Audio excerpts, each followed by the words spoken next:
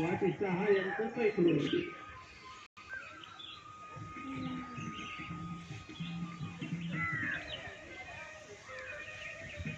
Standing పొజిషన్కి వచ్చేసేయండి.